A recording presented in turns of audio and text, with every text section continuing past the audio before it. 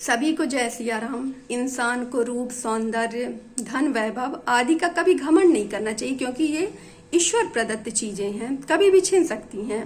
एक बार नारद मुनि तपस्या में लीन थे, तो इंद्र देवता को लगा कि कहीं ये हमारी इंद्रपुरी के लिए तो तपस्या नहीं कर रहे हैं, तो उन्होंने कामदेव को भेजा तपस्या भंग करने के लिए। नारद मुनि लेकिन टस से मस नहीं हुए।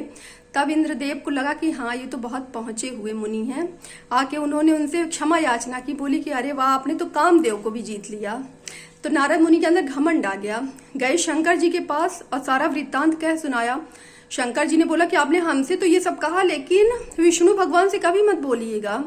लेकिन नारद मुनि, जिसके अंदर घमंड आ जाता है, वो तो अपना बखान स्वयं ही करता है। फिर गए और जाके विष्णु भगवान के सामने सब बताने लगे कहानी।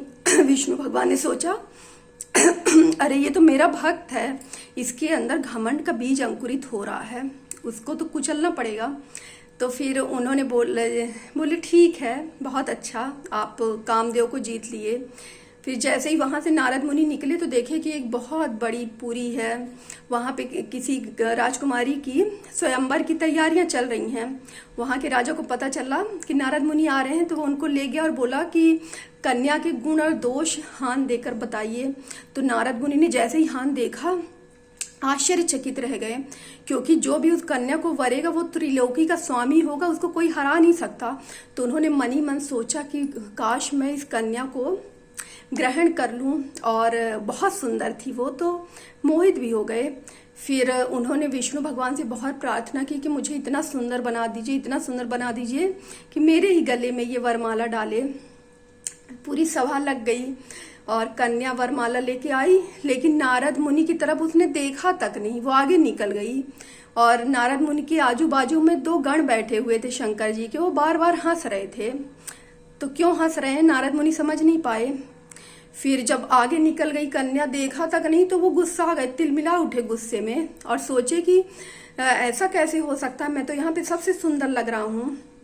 तो दोनों गण बोले कि जाके अपना चेहरा तो पहले देखिए।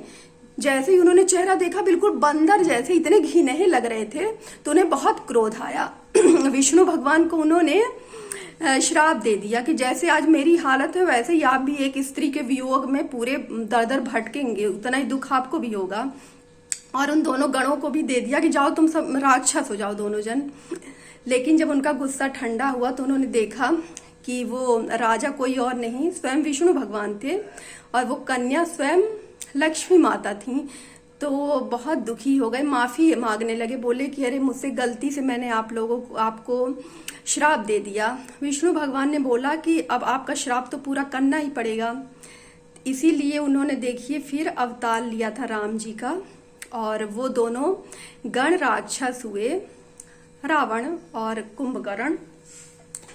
और इसीलिए देखिए कहते हैं कि भक्त को कभी घमंड नहीं करना चाहिए, नहीं तो भगवान स्वयं आते हैं उनका घमंड तोड़ने।